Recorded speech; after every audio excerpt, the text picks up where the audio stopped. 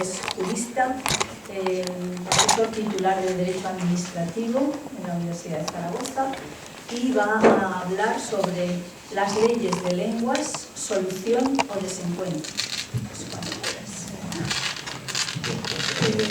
Gracias a la Cátedra Fernández de Heredia, gracias al Centro Pignatelli por su hospitalidad y por su invitación, y gracias a Carmen por su compañía, por estar aquí en la compañía. Voy a ser muy escueto porque creo que lo importante al final es debatir e incluso rebatir, no vengo aquí a dar ninguna lección a nadie, y más cuando hay ilustres personas que conocen mucho mejor lo que son los problemas de las lenguas de Aragón que yo. Voy a hacer una intervención en torno a 4 o 5 puntos. El sentido de las normas en general, haciendo abstracción de la ley de lenguas. En segundo lugar, el contexto sociopolítico en el que aparecen las leyes de lenguas, porque las leyes aparecen en contextos sociales muy concretos que determinan su contenido, sus recursos, su conflictividad. En tercer lugar, hablaré de la ley del año 2009, luego de la ley del año 2013, por fin haré una breve referencia a la sentencia del Tribunal Constitucional del año 2016 e intentaré sacar una conclusión en función de lo que estamos viviendo ahora, dentro de una crisis territorial importante, pero que creo que dentro de una cierta paz en el tema este de las lenguas, que hay que agradecer a quienes ahora están ocupándose de estos menesteres. En cuanto al sentido de las normas, yo que soy jurista cada vez soy menos partidario de las normas. Quiero decir que creo que a veces estamos en procesos de hiperinflación normativa. Suelo poner un ejemplo. Bueno, voy a citar a alguien que los problemas son siempre comunes, que creo que hace 2600 o 2700 años, un sabio de Grecia, Solón, dijo que toda norma refleja un fracaso social. Si la sociedad fuera perfecta, si todos cumpliéramos con la palabra dada, si tuviéramos empatía hacia los demás, si cumpliéramos con las reglas básicas de educación, no haría falta ninguna norma, ni ordenanzas para que la gente no orine en la calle, ni códigos penales. Por lo tanto, toda norma implica en muchos casos un fracaso de una sociedad que hay que regular determinadas cuestiones porque la sociedad por sí misma no las autorregula. Y en el siglo XIX, si un señor encontraba sucio la ribera de un río, encontraba que había desperdicios, que había mucha suciedad, pues probablemente iba al ayuntamiento y mandaban una brigada municipal para limpiar la ribera del río, y si la situación se reproducía, se reiteraba, pues a lo mejor a una pareja de guardias a controlar. Pero ahora tendemos a hacer una ley de ecosistemas ribereños fluviales, unos planes estratégicos, unos programas de concienciación, un observatorio de no sé qué. Es decir, tendemos, el derecho posmoderno es un derecho muy gótico, muy plateresco, y a veces nos sobran las normas y nos faltan las medidas concretas de actuación. Y casi adelanto la conclusión, aunque luego insistiré más en ella. A veces no es tan importante, que lo es una ley, que lo es, sino a veces son importantes el paso a paso, como se hizo ahora el partido a partido. La medida de fomento, el convenio con una entidad privada, sin ánimo de lucro, el convenio con unas entidades locales, el curso que se organiza sobre una determinada lengua. Eso que a veces no sale en las portadas de los medios de comunicación, por fortuna, y sin embargo contribuye a generar todo ese entramado social importante a favor de una cuestión, en este caso de las lenguas propias y originarias de Aragón.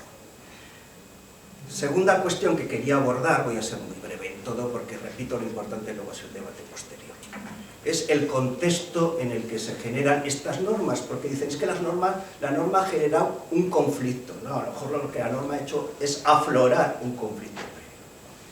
Y en relación a las lenguas de Aragón, no soy sociólogo, lo vienen los especialistas y me rebatirán porque probablemente esté equivocado, pero con una aproximación de lo que yo detecto durante años en relación a las lenguas de Aragón, creo que hay 4 posturas en nuestra sociedad. La primera, el apoyo decidido al mantenimiento, a la preservación, al cuidado, al fomento de estas lenguas. Apoyo que puede venir de los hablantes, que es lógico, y a veces de personas que no somos hablantes de estas lenguas. Pero siempre he creído que el mundo evoluciona gracias a que la gente lucha por sus derechos y sobre todo porque hay otros que luchan por los derechos de los demás. Y en ese sentido hay que agradecerle a muchísima gente que está defendiendo este patrimonio cultural, igual que se defiende las iglesias mozárabes del Serrablo o en Udéjar, Turbes, de Zaragoza. Por lo tanto, el apoyo. Hay una segunda posición social que es la indiferencia. Mucha gente que te dice, oye, me parece muy bien que os dediquéis a estos temas, que los trabajéis, pero yo tengo otras prioridades. La primera, llegar a fin de mes, y estas cosas, pues, no estoy a favor ni en contra, pero vamos, que no me afecta excesivamente. Bueno, bien, legítimo como todo en la sociedad. La tercera posición social es el desprecio, fundamentalmente con el aragonés. Porque con el catalán utilizaré otro término, catalán de Aragón. Desprecio, ¿no? ¿Cuánta gente te dice, más les valdría aprender inglés que aragonés? Si no es incompatible. Si los bilingües normalmente aprenden mejor otros idiomas que los que somos monolingües, ¿no? Si está demostrado por el informe PISA que los estudiantes de Cataluña, a pesar de la inmersión lingüística del que tanto se quejan, tienen una comprensión del castellano y lo escriben mejor que los de Andalucía, Murcia, Extremadura y Canarias. O sea, a lo mejor el problema no es la inmersión, sino la moricia. Es más, siempre recuerdo los versos de Machado, ¿no? Castilla miserable, ayer dominadora, envuelta en sus harapos, desprecia cuanto ignora. Cuidado con ponerlo esto en un tuit porque puede ser grave, ¿no? Miserable, en fin, dominadora, etc. Los versos de Campos de Castilla. Y luego hay una cuarta posición que afecta fundamentalmente al catalán de Aragón, que se habló antes que en Barcelona, en algunas zonas de Aragón, que tendría que ser un orgullo para nosotros, y que es el rechazo. Ya no el desprecio que deriva de la ignorancia, sino el rechazo. ¿Rechazo por qué? Bueno, pues algunos dicen que corre el riesgo de que el pancatalanismo, ¿no? Los països catalans, en fin, que las lenguas sean un instrumento de dominación política, un arma política, un proyecto político. Y frente a ese pancatalanismo, esta sociedad, la española y en concreto la aragonesa, pues aflora el anticatalanismo. Por lo tanto, el rechazo visceral. Y eso lo sabemos todos y no podemos ocultar la realidad aragonesa. Bien, en ese contexto social tenemos que enmarcar el contexto político. Y siempre me ha sorprendido la dureza con que se ha actuado, especialmente en algunos medios de comunicación, en relación a la ley del año 2009.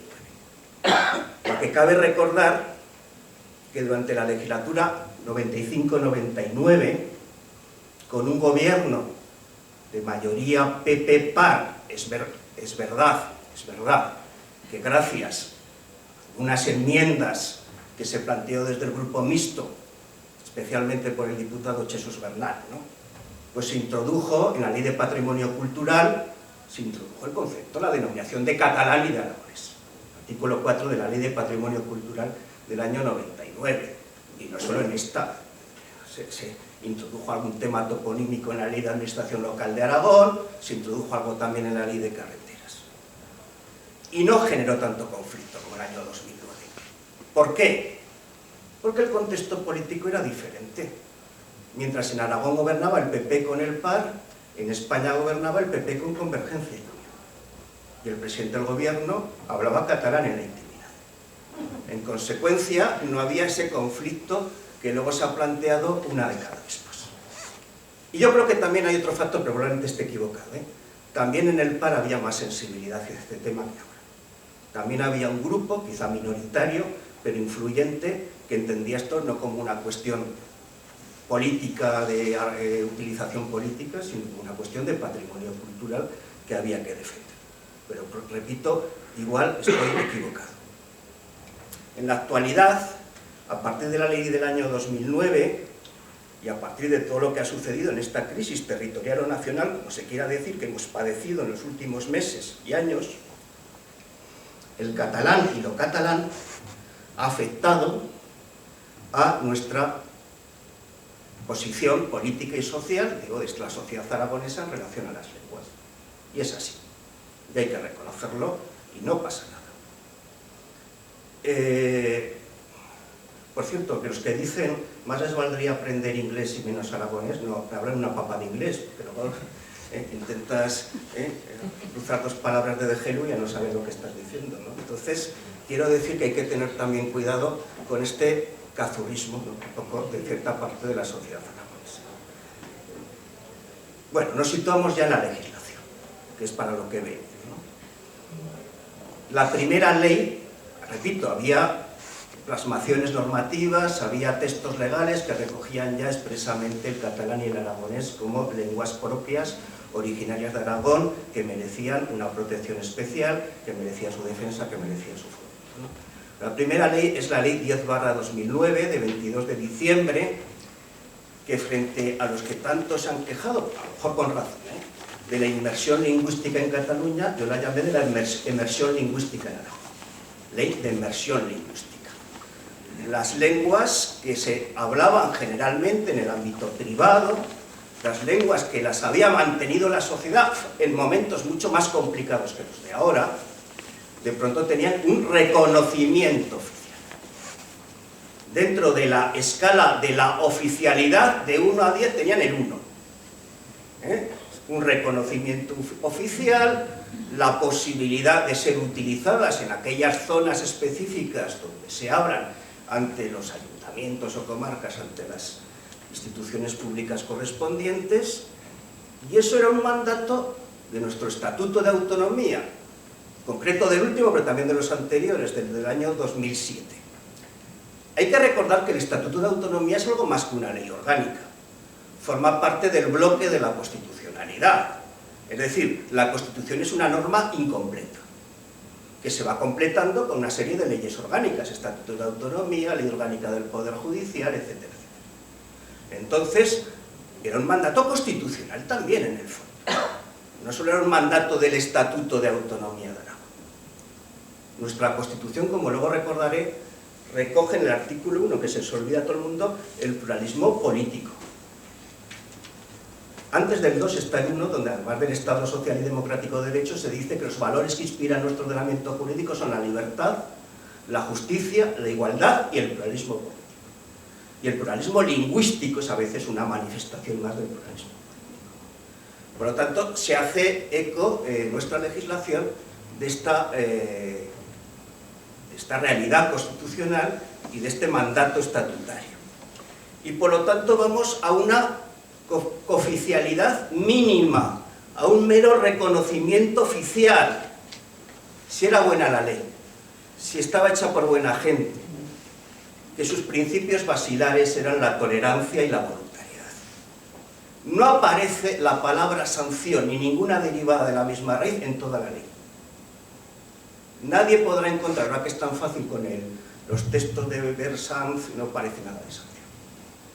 Casi siempre que se aprueba una ley, al final hay un título sancionador para decir, si se incumplen las previsiones de esta ley, se podrá imponer una infracción leve, una infracción grave. Es verdad que no hace falta siempre que haya ese título dedicado al derecho sancionador, ¿no? Pero esta ley tampoco preveía, tampoco imponía nada a nadie. Ni en Zaragoza, por supuesto, ni siquiera en esos territorios donde la voluntariedad era lo esencial. Y sin embargo, la ley del 2009 planteó, como sabéis perfectamente y conocéis mejor que yo, graves conflictos de tipo político y mediático. También había cambiado la propiedad de un medio de comunicación, del año 95 al 2009, ahí no voy a entrar. Y desde esa perspectiva, bueno, pues en plena crisis económica, con un gobierno PPPAR durante la legislatura que abarca los años 2011 y 2015, se aprueba otra ley. El problema es que el derecho tiene un problema, que 1 menos 1 no es 0, 1 menos 1 es menos 2. Es decir, en derecho es como la mancha de aceite, tú no puedes borrar la mancha de aceite. A veces limpiándola lo que haces es ampliarla. Y por lo tanto ya tenemos otra normativa distinta, que bien podríamos llamar, frente a la inmersión, la sumersión. Es verdad que la ley es tan a veces vaporosa, etérea, que permite hacer casi lo mismo que la ley del 2009 si se tiene la inteligencia y la astucia y la capacidad para actuar desde ese punto de vista.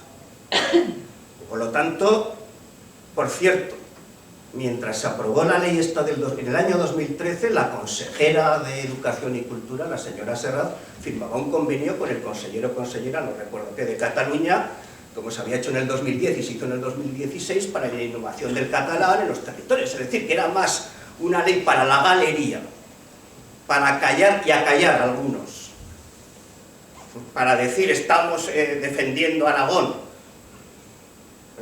Hoy lo comentaba ahora en la entrada, yo que vengo de Jaca, me hace gracia lo de los bienes, ojalá vengan todos, ¿no?, del Aragón Oriental, pero yo pregunto, ¿y los del Aragón Occidental, que están todos en Pamplona y demás? ¿Eso es cuando lo reclamamos?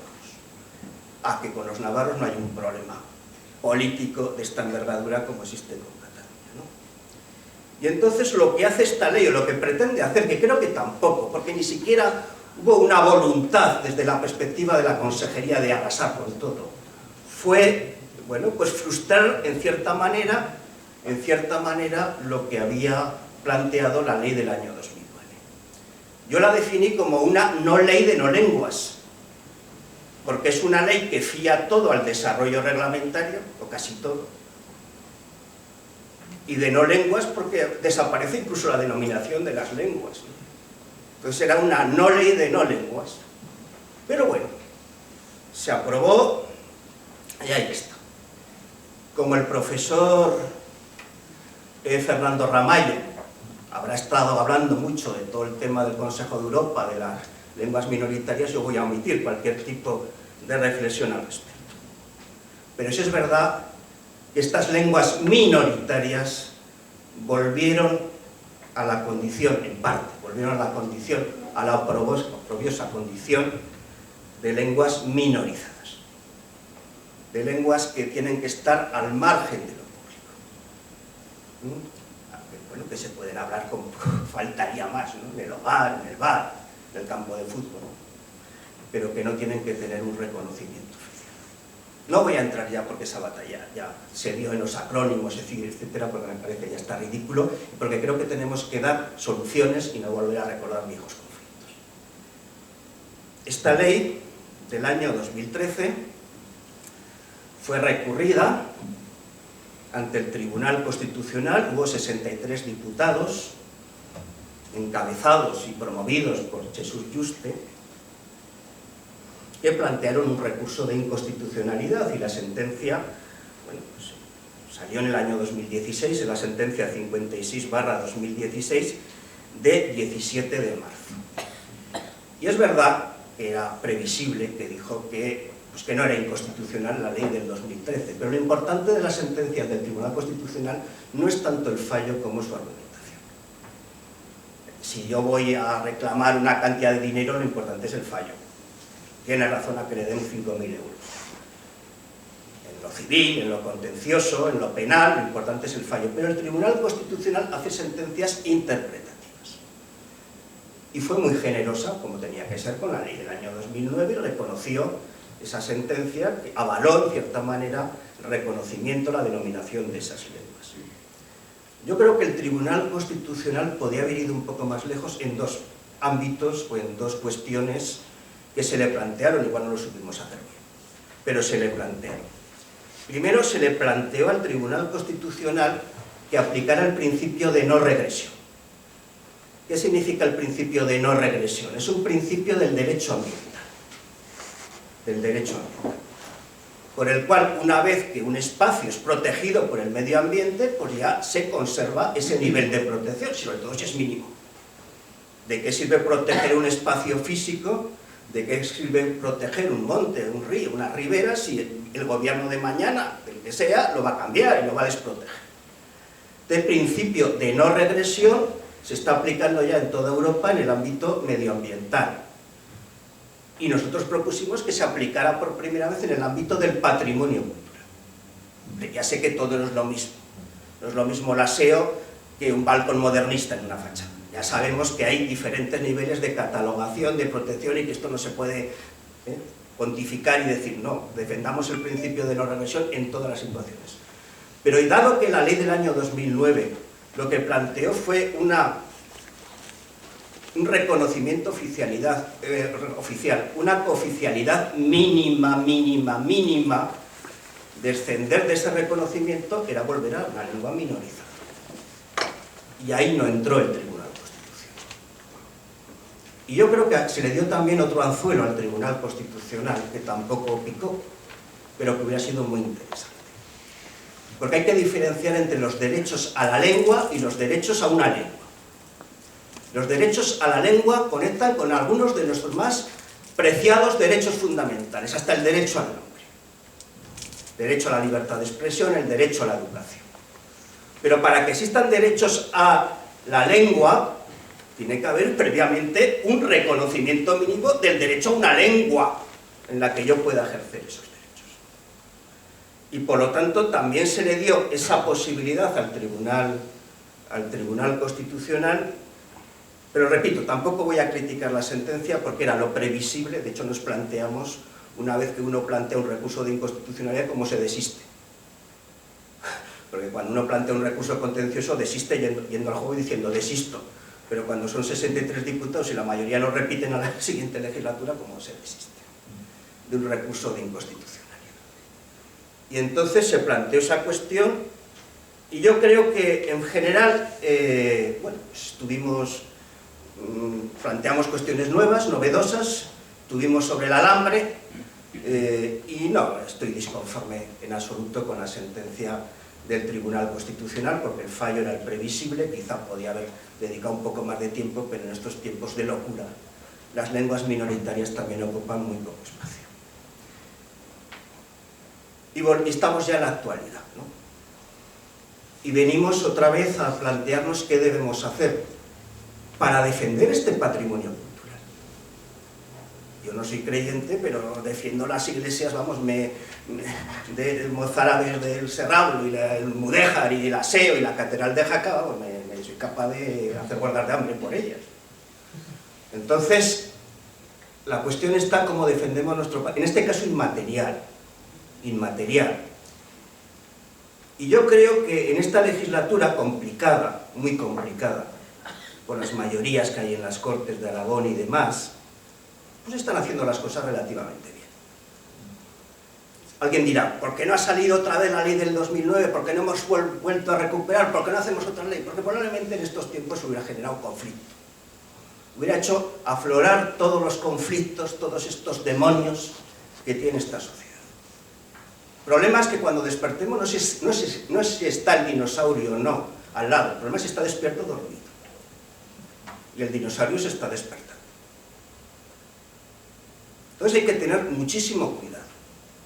Y como decía yo antes, el problema radica no tanto en leyes que, bueno, pues vayan a los grandes titulares de periódicos, de leyes que creen en gran controversia, de leyes que creen conflictividad